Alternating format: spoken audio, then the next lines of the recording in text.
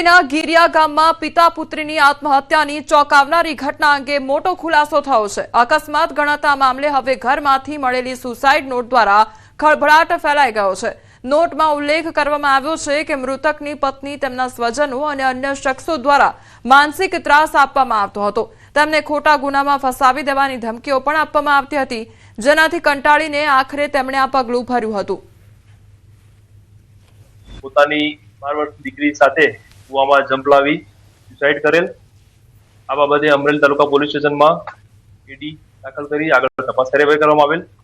તેમના પરિવારજન દ્વારા suicide not રજૂ કરવામાં આવેલ, જેમાં દીપકભાઈ દ્વારા પોતાના પત્ની હિતલબેન દેકરિયા તથા તેમના સ્વજનો અને અન્ય લોકો દ્વારા એમને ત્રાસ આપવામાં આવતો હતો અને એમને ખોટા ગુનામાં ફસાવી દેવાની ધમકી પણ આપવામાં આવતી હતી।